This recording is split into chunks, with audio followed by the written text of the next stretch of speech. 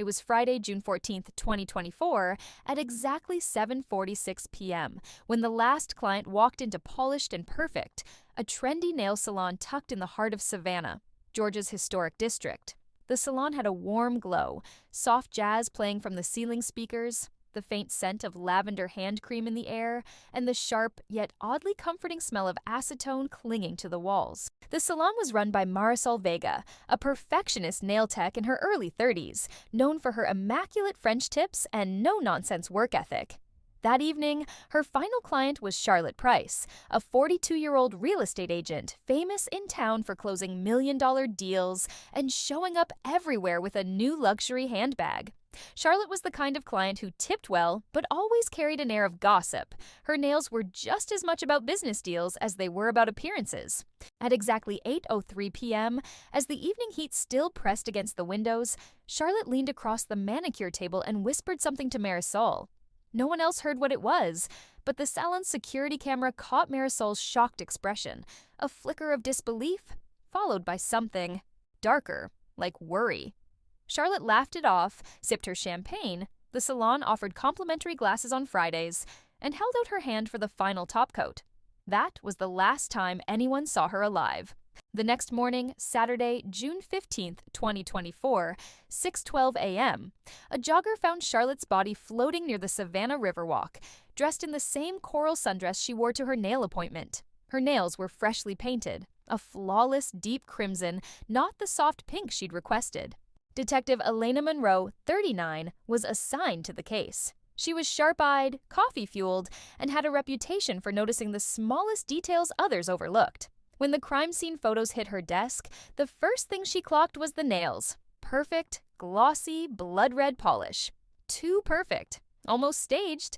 By mid-afternoon, Detective Monroe was inside Polished and Perfect. The salon was busy again, customers chatting under dryers and the buzz of e-files filling the room, but the mood shifted when she walked in. Marisol kept her cool, greeting her with a polite smile, but her hands trembled just slightly when she offered coffee. The staff lineup included Lena Torres, the bubbly apprentice tech with a habit of eavesdropping, and Candace Wright, the salon receptionist who knew everyone's schedules and secrets. Detective Monroe questioned them casually, blending in as if she were just another customer. What she learned was chilling. Charlotte and Marisol argued quietly in the back room about money. A man in a gray suit had been seen pacing outside the salon right before Charlotte's appointment. The Polish color switch, from pink to red, wasn't on Charlotte's file card. Marisol swore Charlotte changed her mind last minute, but Monroe noticed something. On Marisol's own nails was the exact same shade of red. Coincidence or a silent signature? By Monday, June 17th, 2024, Detective Monroe pulled Charlotte's phone records. Half the calls were to clients, the other half to someone labeled only as M. The last message, sent minutes before she entered Polished and Perfect, read, "I know the truth. Meet me tonight or I'll tell everyone." The nail salon's appointment book revealed Charlotte had been coming every Friday for 6 months straight, always requesting Marisol, always leaving late. Too neat, too routine. Monroe suspected Charlotte's salon visits were about more than nails. When Monroe pressed Candace, the receptionist, she finally cracked. Charlotte had been meeting someone secretly at the salon after hours. And it wasn't a lover. It was a business partner. Someone Charlotte had accused of embezzlement. And besties. That's just the beginning. Because in the world of nails, Polish remover can erase mistakes, but never murder. Detective Monroe decided to trace the mysterious M contact. The number was a burner phone, purchased in cash just 2 weeks before Charlotte's death. That made Monroe lean harder on Marisol, but the nail tech maintained her innocence, insisting she had nothing to hide. Still, Monroe couldn't shake the detail. Marisol was the only one who had been alone with Charlotte that night, and the cameras in the salon had a mysterious 13-minute gap in the footage, exactly when Charlotte's nails were being finished. Meanwhile, whispers spread quickly among the salon's regulars. Clients gossiped while drying under UV lamps. Did Marisol know more than she was saying? Was Charlotte having an affair? Or was this about money? One client swore she saw Charlotte exchanging a thick envelope with Marisol in the parking lot 2 weeks prior. The salon, once a place of beauty and relaxation, now felt like the stage for a crime thriller. Every corner held secrets, and every manicure table was a potential witness stand. On Tuesday evening, June 18th, Detective Monroe visited Charlotte's home. In her walk-in closet, tucked behind rows of designer heels, she found a locked black box. Inside were bank statements showing hundreds of thousands of dollars unaccounted for, funneled through shell companies. The kicker? One of the company names matched. The LLC Marisol had used when she opened Polished and Perfect 3 years ago. This wasn't just a salon connection anymore. It was financial.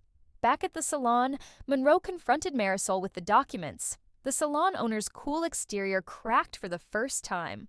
Her voice lowered as she admitted that Charlotte had invested in the salon early on, but things had gone sour when Charlotte demanded a bigger cut of profits. The argument Friday night wasn't about gossip, it was about exposure. Charlotte had threatened to go public, and Marisol knew it. But was that motive enough to kill, or was someone else using their partnership as the perfect cover? Detective Monroe dug deeper into Charlotte's client files, cross-referencing names with the shady business records. That's when another connection emerged. Elliot Crane, a wealthy developer with a reputation for cutting corners and greasing palms. Charlotte had been working on one of his property deals, and the LLCs tied back to him as well. Monroe realized she wasn't just untangling salon drama anymore, she was staring at a web of real estate fraud, with Charlotte caught in the middle. Back at Polished and Perfect, Lena, the apprentice nail tech, nervously pulled Monroe aside. She confessed that she'd overheard Charlotte on the phone just days before her death. Charlotte had said, "They think I don't know, but I've got the receipts." Lena thought she was talking about becoming your own nail tech at home is not only fun, but it's also one of the most affordable ways to keep up with your beauty routine without breaking the bank. With a few beginner-friendly tools and polishes, you can create salon-quality nails right at your kitchen table, saving both time and money. It's a creative outlet too, letting you experiment with different designs, colors, and trends while learning a skill that pays for itself. And for my girls who don't have the time to sit down and do it all, I'll be launching my very own line of press-on nails on TikTok Shop. They're perfect for busy women balancing work, kids, and everything else life throws at us, while still making sure our self-care and maintenance don't get neglected. These press-ons are affordable, stylish, and super easy to apply, giving you that salon look without the salon price. To the channel where mystery meets obsession. I break down chilling cases, shocking twists, and unsolved stories you won't stop thinking about. Disclaimer: the crime stories shared on this channel are fictional and created purely for entertainment purposes. Viewer discretion is advised, as the themes may still include sensitive or suspenseful content. Watch as I bring you thrilling tales well. Thanks for watching. If you're new here, don't forget to hit that like button, subscribe, and tap the bell so you never miss an upload.